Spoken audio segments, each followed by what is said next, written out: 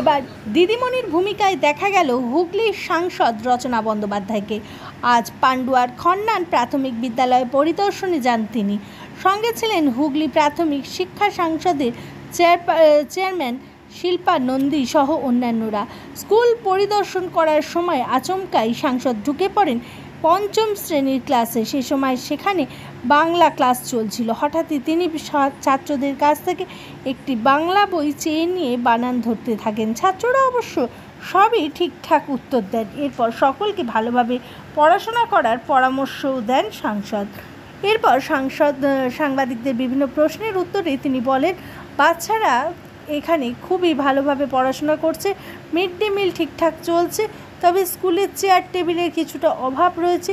দু একটি ঘরে সিলিং থেকে চাঙড় খসে পড়ছে, সেগুলো মেরামতি করলেই ঠিক হয়ে যাবে।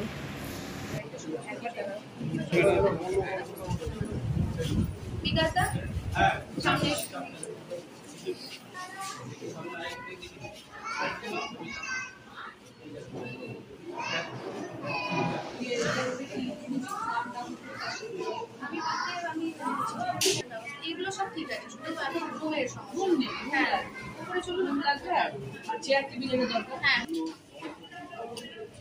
কি এটা কি এটা ক্লাসরুম জায়গা নিয়ে বলে টেবিলের জায়গা এটাও ফাঁকা এটা করতে হবে না। এইটা কি আসুন ক্লাসে আসুন।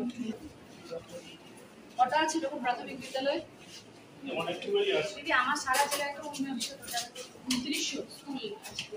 সারা জেলায় কি অবস্থা? না না সবাই জায়গায় আছে দিদি। ওই মোটামুটি 20টার মতো। গুড আফটারনুন সবাইকে। কি ক্লাস চলছে? হ্যাঁ বলো কি ক্লাস চলছে? বলো কি কোন সাবজেক্ট চলছে? বাংলা। বাংলা চলছে। পড়তে ভালো লাগে? হ্যাঁ। পড়াশোনা করতে ভালো লাগে? হ্যাঁ। স্কুলে আসতে ভালো লাগে? হ্যাঁ।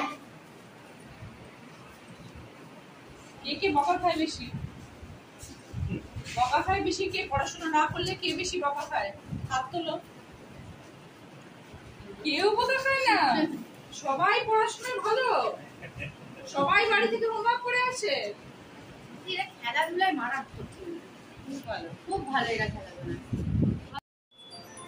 ক্লাস 5 তো? হ্যাঁ জিজ্ঞেস করবো। যাত্রা স্পেলিং কি?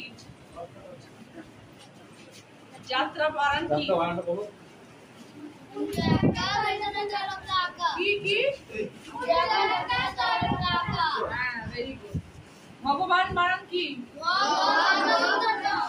কি সবাই মিলে বলছে তো? ঠিক করে বলো। কি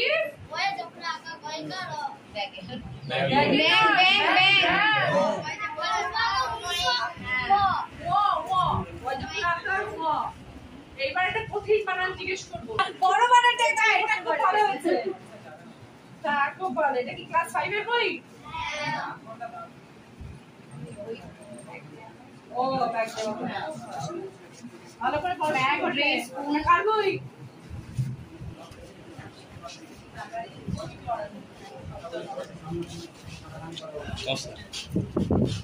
দিদি এরকম টেবিল চেয়ার নিচেও দরকার না? আমরা মেঝেতে বসে আছে।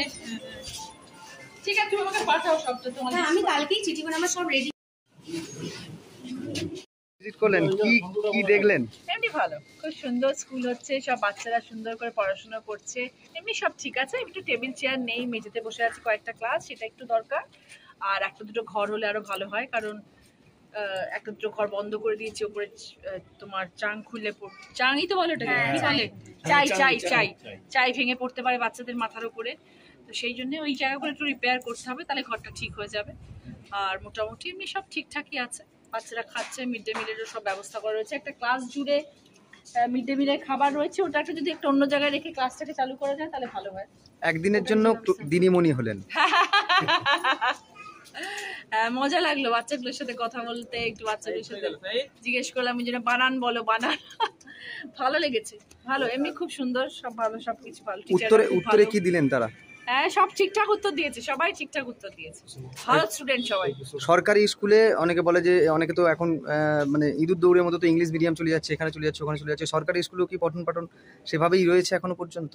কিন্তু সরকারি স্কুলেও তো ইংরেজি পড়ানো হয়, এরকম তো নয় যে সরকারি স্কুলে ইংরেজি পড়ানো হয় না। বিশ্বাস রাখতে হবে, এবং সরকারি স্কুলে যাতে বাচ্চা পাস করতে পারে, ইংরেজিতেও ভালো মার্কস পেয়ে, সেটাও নিশ্চয়ই হবে, কেন হবে না। সবাই যে প্রাইভেট স্কুলে পড়লেই ভালো হবে এবং সরকারি স্কুলে বাচ্চারা যারা বেরোয় তারা যে ভালো হয় না, এরকম তো কোনো কথা নেই। আজকে দেখবেন যত ব্রিলিয়ান্ট স্টুডেন্টস আছে সব পশ্চিমবাংলার বেশিরভাগ, এবং সব মফস্বল এরিয়া থেকে আসছে। তো আমাদের তো সেটা আমাদের গর্ব।